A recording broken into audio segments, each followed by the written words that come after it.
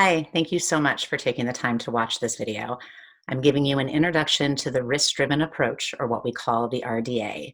And my name is Rachel Taylor, and I very much appreciate you being here. I'm going to start with some context. Whoa, these are the data regarding certificates in behavior analysis by the Behavior Analysis Certification Board. So in the state of California, we've seen a dramatic increase, 230% in the last 4 years, and that means that 50% of current practicing certified behavior analysts or registered behavior technicians, as you can see in the bottom graph, have been certified in the last 4 years. So that is a shift that really requires some increased attention. Bottom line, this dramatic increase really does say that we need to have more robust systems to ensure a reliance on the scientific foundations of our practice. So the BCBA is an entry-level credential, and that's okay. That's why we have continuing education units. But when we're looking at 50% of current practitioners having been certified within the last 4 years, by definition, that means that we have a large percentage of our practitioners with relatively limited clinical experience and field-based experience. So that is what the RDA is about, or the risk-driven approach. It's a systematized database process that generates decisions for ABA-based service recommendations and process and outcome measures. Who did it? It's not just me. So I'm this confident in talking about the risk-driven approach because there's an amazing team of colleagues that have contributed to this. So without going into detail, I can briefly tell you, you have representatives from dozens of scientific research articles, professors across several university settings, people that have worked in some of the most prestigious ABA organizations, from direct staff to executive level positions. So this has been the culmination of a lot of work and a lot of people that coming together can give a vantage point to truly make the risk-driven approach serve as a foundation to comprehensive ABA services, meaning from the point of patient referral to the point of discharge or transition. And this structured approach allows practitioners to determine and monitor ABA service delivery, specifically the impact for a given individual. And that doesn't matter how old they are, what their diagnosis is, or what the service setting is. So that is a lot. So let me give you an overview as quickly as I can.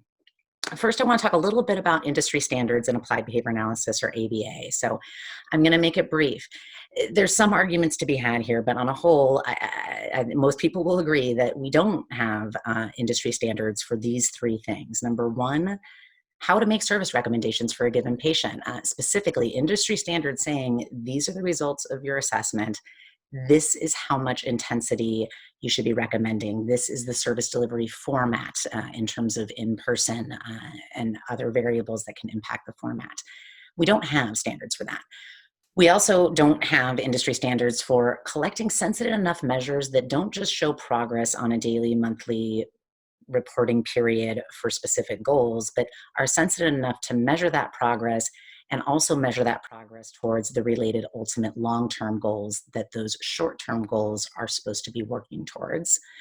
And then finally, we don't have industry standards for how to adapt to the medical model, and that's happening. So let's take a brief moment here to recognize that most ABA practitioners are initiating services post-diagnosis. So this screen here is showing you the diagnostic manual. An individual gets a diagnosis. We're going to go with autism spectrum disorders for this presentation. So an individual gets a diagnosis of ASD. Then they're referred to the ABA provider, right? Now, what's interesting is we have a ton of research to support all ABA assessment procedures, and there is a lot of available resources to support practitioners to effectively implement these tools regarding a range of topics, from skills assessments to challenging behavior assessments, preference assessments, measures of family impact. Here's what we don't have. An ABA practitioner at this point of assessment is now conducting all of these tools, but there's no framework, there's no approach to summarizing all of those tools that directly informs service delivery recommendations in terms of intensity and format. That's what's missing. So the RDA is a structured approach to making decisions across all of these phases. We refer to them as steps and phases. We use them interchangeably. We'll clean up our language, but this is just a glance at some of the tools that I'm going to try and quickly go through for you here. And the bottom line here is that you are looking at several structured steps that rely on a foundation of science and are informed by evidence-based practices. So quickly, I'm going to cover how this approach contributes to current industry standards. I'm going to outline the first two steps, which really involve these three phases. And then I'm going to talk about implications for values-based care. A lot of words, but let me do it real quickly. So the shift to define ABA as medically necessary for individuals diagnosed with ASD, by definition, this means that we really need to be looking at what were our practices before that shift, and do we need to possibly change any of those established practices? So in the medical model, symptoms or diagnostic criteria of a medical condition, they only matter the extent to which those symptoms pose a risk to the patient, all right? So medical practitioners aren't focusing on treating a diagnosis, right? They don't treat someone's cancer. Treatment is focused on the symptoms of the cancer.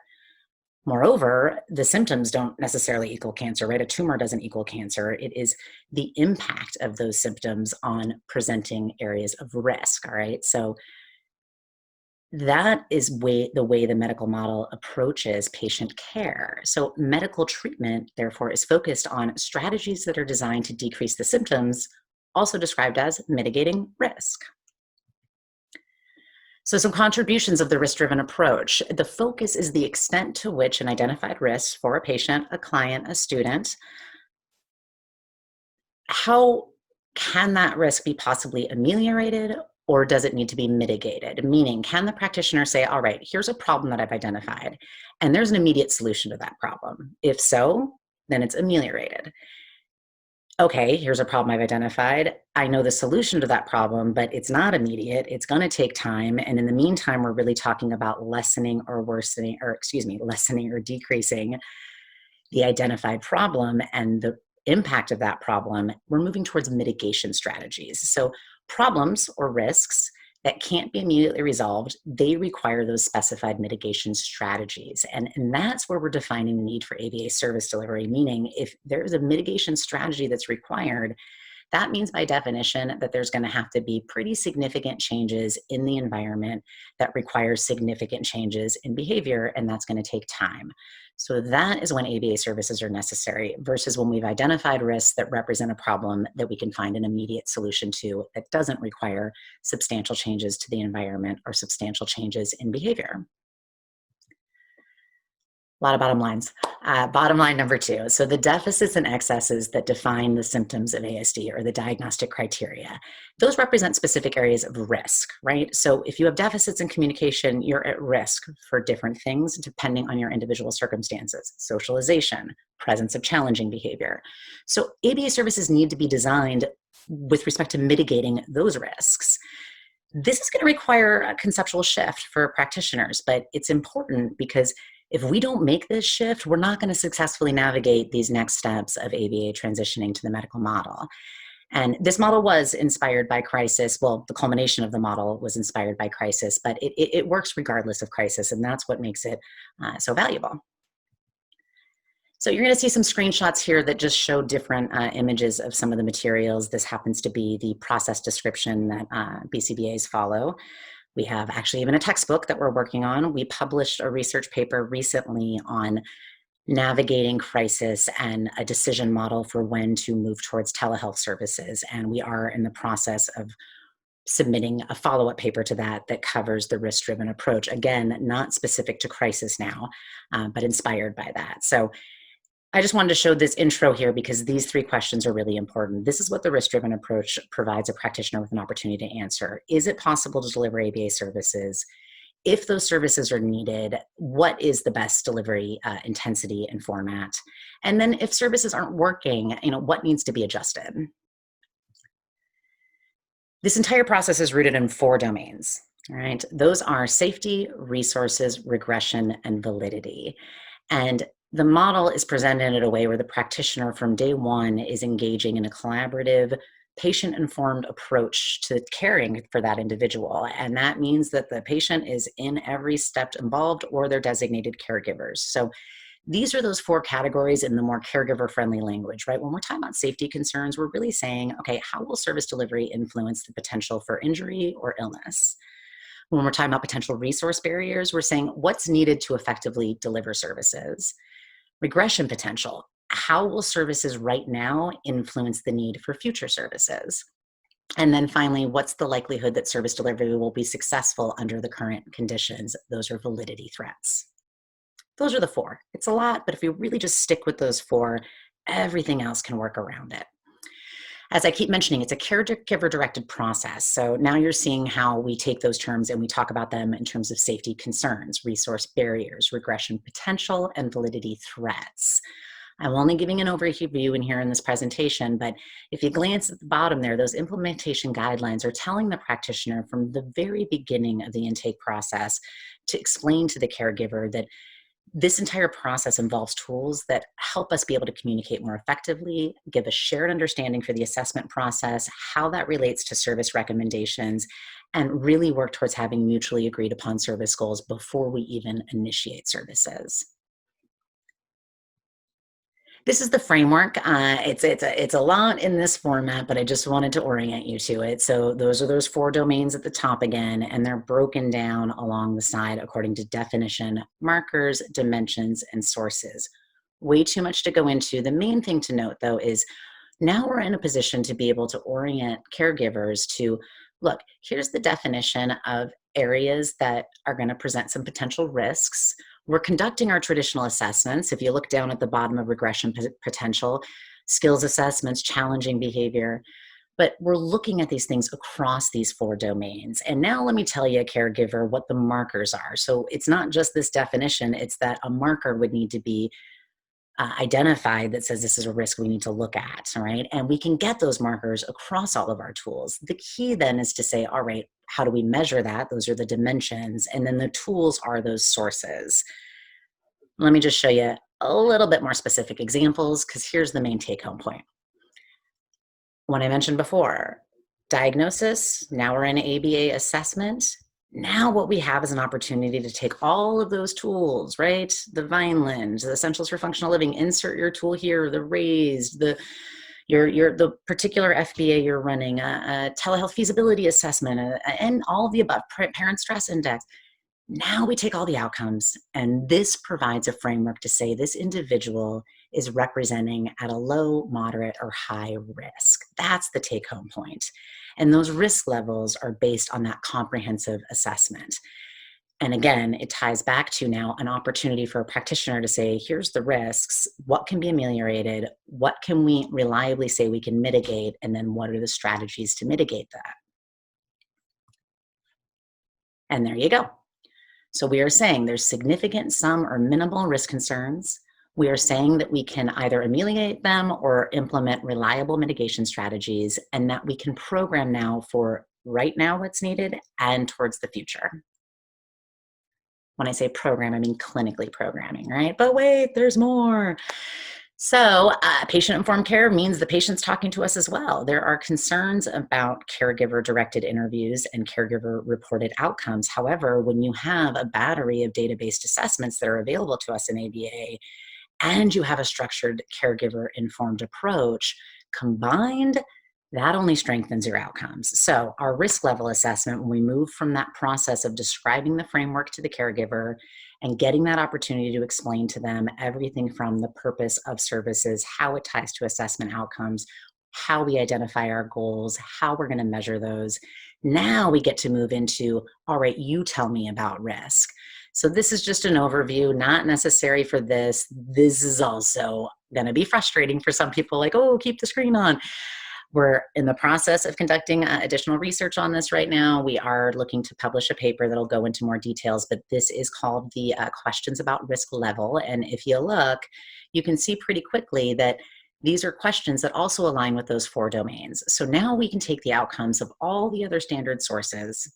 The risk-driven approach allows a practitioner to say these sources indicate high, moderate, low within and across domains. And now here's the QARL, and this indicates high, moderate, or low with respect to those domains. Now we can start having a conversation about, all right, the caregiver says this is a low risk, we're identifying moderate, vice versa, high, etc. That is the key to that patient-informed care part of this. So, using the word patient a lot, right? Back to the fact that ABA is a medically necessary treatment for individuals diagnosed with ASD. So my question of are we friends or foes, I'm going to say friends. And I'm going to say that the risk evaluation framework that I reviewed, those levels and that brief overview of that QARL, taken together, hopefully you're getting a picture of how adopting this approach allows a practitioner to more effectively adapt to that medical model because they're now equipped with a structured data-based process to move beyond symptom treatment alone, right? We're not just saying we're improving communication deficits, improving socialization deficits, decreasing challenging behaviors. We're doing that to mitigate and ameliorate risk that now we can identify according to structured categories. So these symptoms now get evaluated with respect to their corresponding influence on current and future risk exposure for a patient. Here's the entire RDA. I gave you a brief overview of steps 1 through 3. When we get those outcomes and we can align the QARL with all of the other sources, now we get to move into risk mitigation strategy design, which backs us into goal setting. That then directly leads us to say, here are our service intensity recommendations, which tie to those low, moderate, and high categories, which informs number of hours and things like the extent to which the caregivers are equipped to effectively provide services right now, and things like the most appropriate delivery format. So from there, we can now say, all right, here are our goals. These are the risks that are getting mitigated, and here's how we're going to be able to measure that progress. Because as we all know, the VB-MAP, the Vineland, none of those are sensitive enough to pick up the outcomes that we need. Measuring the extent to which risk has been mitigated or ameliorated on top of the short-term goals that lead to the long-term goals provide this picture and a structured approach to, again, many practicing BCBAs that really need that extra support as they're entering the field, and that number is significantly increasing. So hopefully I covered those two for you. I'm going to end real quick with talking about values-based care. So the risk-driven approach, again, applies across clinical populations and service settings, and those risk levels are determined based on the propensity for successful risk mitigation or amelioration, all right? So this is why it's connected to the values-based care approach. So the value, if you look it up from a medical model perspective solely, says that that value is derived from measuring the health outcomes against the cost of delivering the outcomes. And the RDA for ABA further pushes this by saying, okay, we're doing that and we're measuring risk mitigation outcomes against the cost of delivering those outcomes. So here we are with some implications. There's some good ones, right? That they increase communication by definition, that we really have an increased likelihood for mutually agreed upon service goals, that now we have some parameters for determining that intensity level. Again, I only showed you the first 2 steps, but those intensity levels come in steps 3 through 6. And this will generate, and does, those more sensitive and frequent opportunities for outcome measures. And because it's so individualized, we're now able to truly define quality of life with respect to the cultural values of a given family, respecting that individual, taking a person-centered approach, which really sets us up to be respecting issues like diversity and inclusivity with the respect they deserve. And then finally, as I mentioned just a moment ago, really getting that shared understanding for quality of life, that gives the support that's needed to the immediate and extended circles of support for an individual. So hopefully this overview gave you enough to say this is interesting, or enough to say no thank you. So I don't even know, thank you means that I'm indicating what I'm doing. I don't even know what we're giving. This is what we do. And again, looking at that list of amazing contributors, I realized that this is something that we need to be sharing with everybody else. So if you are interested, please take a moment and go to the links. We have some survey questions and would really appreciate your feedback for how best to navigate next steps. So hope everyone's hanging in there, and thank you again.